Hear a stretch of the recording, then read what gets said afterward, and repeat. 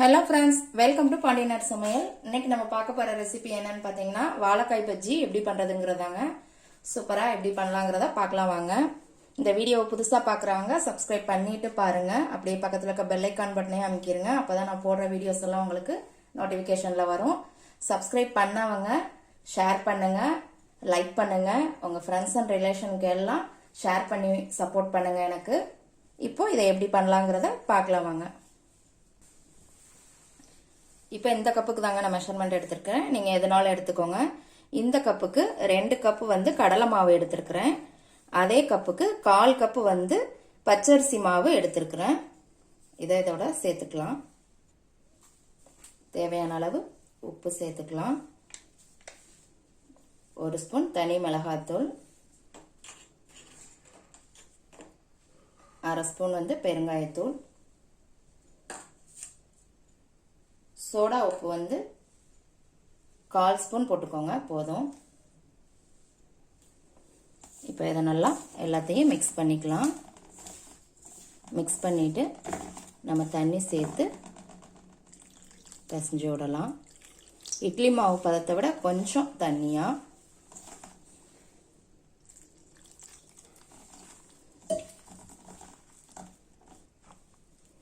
பாருங்க, இந்த பதம் இருந்தால் போதும்.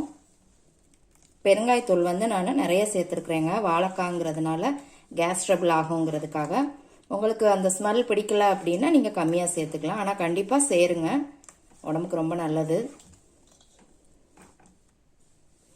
நான் வந்து இன்னைக்கு 3 வாழைக்காய், அந்த மாதிரி சின்ன சின்ன வாழைக்காய் 3 எடுத்துருக்குறேங்க. இதை இப்போ தோல் சீவிடலாம்.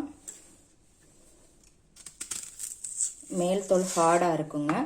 அதை வந்து நம்ம நல்லாவே கத்தியை வச்சு சீவி எடுத்துக்கலாம். இந்த மாதிரி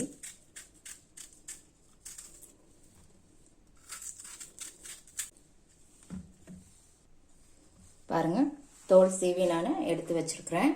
தோல் சீவிட்டு இந்த மாதிரி நம்ம பஜ்ஜி கட்டையை வச்சு சீவி எடுத்துக்கலாம். பாருங்க, உங்களுக்கு தெரியும்னு நினைக்கிறேன் எவ்வளோ லேசாக சூப்பராக வந்திருக்குதுன்ட்டு.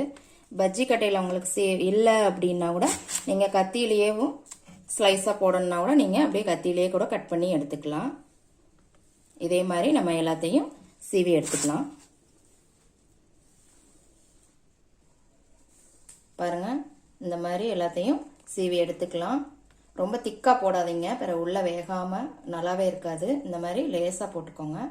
இப்போ நம்ம இதை எண்ணெயில் போட்டு பொரிச்சு எடுத்துடலாம். இப்போ ஒரு கடாயில் நான் எண்ணெய் ஊற்றி வச்சிருக்கிறேங்க. எண்ணெய் சூடாகும், நம்ம மாவில் முக்கி அதில் போட்டு பொரிச்சு எடுத்துடலாம். பாருங்க, எண்ணெய் நல்லா சூடாயிருச்சு.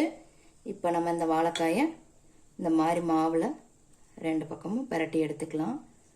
பிரட்டி எடுத்துட்டு லேசாக இந்த மாதிரி வடியை விடாமல் எடுத்து இந்த மாதிரி போட்டுருங்க.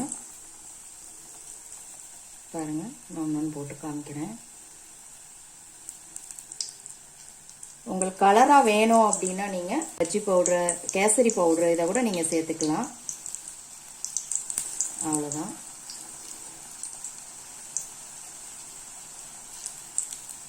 சூப்பரான வாழைக்காய் பஜ்ஜி ரெடியாக போகுது. இதை பிரட்டி விட்டுக்கலாம். நல்லா புசு புசுன்னு சூப்பராக வந்திருக்கு.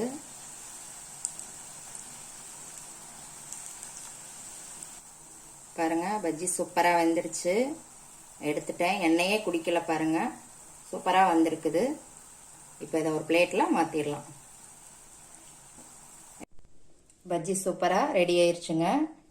இந்த சட்னி வந்து வடை, போண்டா, பஜ்ஜி இதுகளுக்கான ஒரு ஸ்பெஷல் சட்னி. இன்னொரு வீடியோவில் நான் கண்டிப்பாக உங்களுக்கு இதை செஞ்சு காமிக்கிறேன்.